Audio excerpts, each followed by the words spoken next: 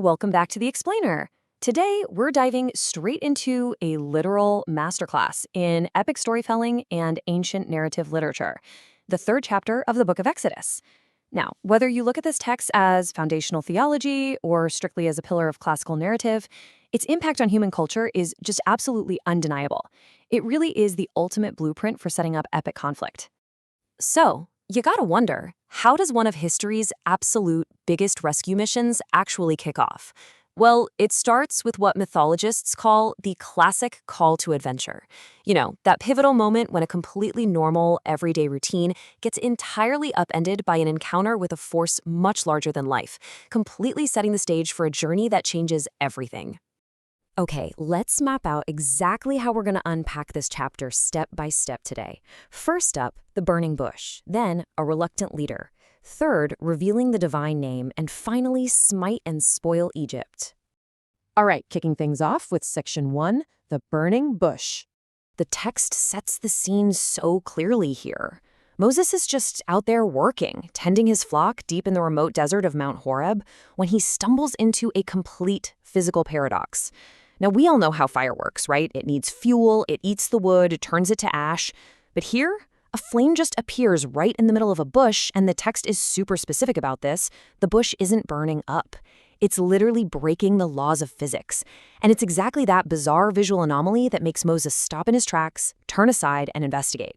And as he gets closer, a voice calls his name right out of the center of the flame. And the command is absolute. Draw not nigh hither, put off thy shoes from off thy feet, for the place whereon thou standest is holy ground.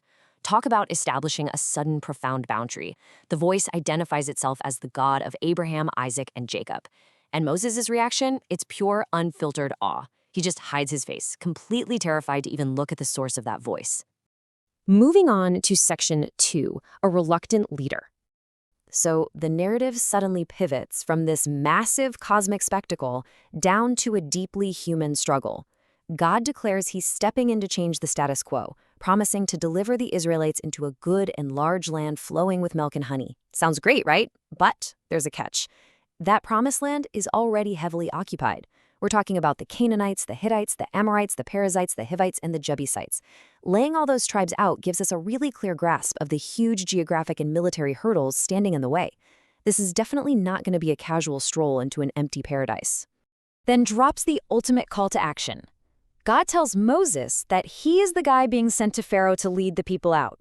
And Moses, he gives honestly one of the most relatable responses in all of literature. He basically says, "Who am I that I should go unto Pharaoh, and that I should bring forth the children of Israel out of Egypt?" It's just brilliant dialogue. It immediately establishes Moses not as some fearless, untouchable warrior, but as the ultimate reluctant hero, suffering from some deep, paralyzing self-doubt. And the text makes it clear that this hesitation isn't just a simple lack of confidence. It's a massive case of ancient imposter syndrome, completely tangled up with very real fear about his past. I mean, Moses is genuinely afraid he's still a wanted man.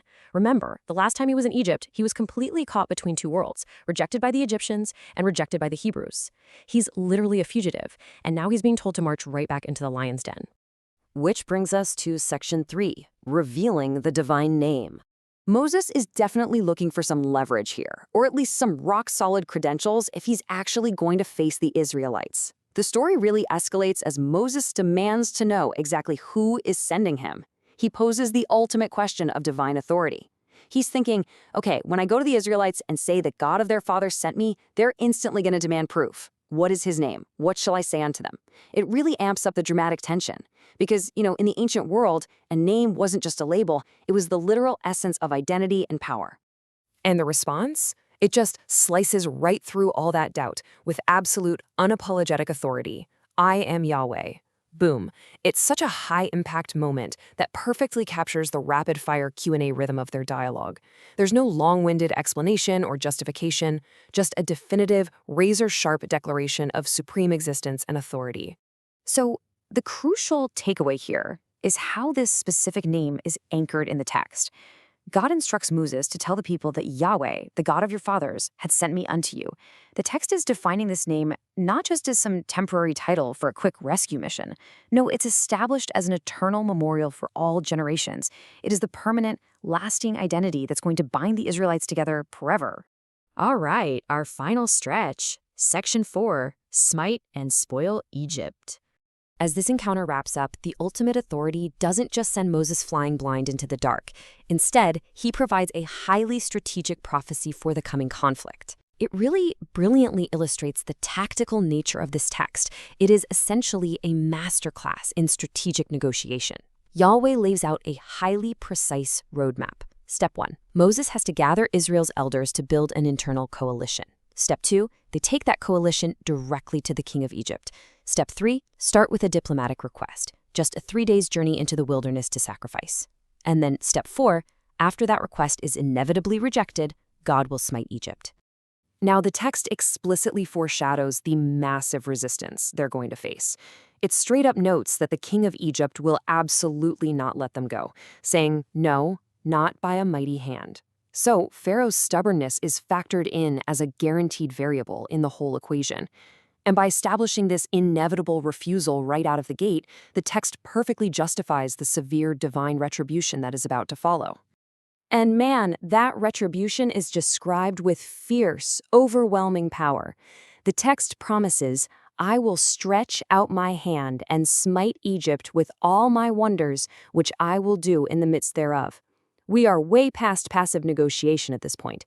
This is a hardcore promise of intense, devastating action that is ultimately going to force the king's hand and completely break the grip of the empire. But here's the kicker. The victory won't just be a narrow escape. It's going to be a total economic transfer. Every Israelite woman is instructed to borrow from her Egyptian neighbors. We're talking jewels of silver, jewels of gold, and raiment, meaning their clothing. The text specifically promises they are not leaving empty-handed.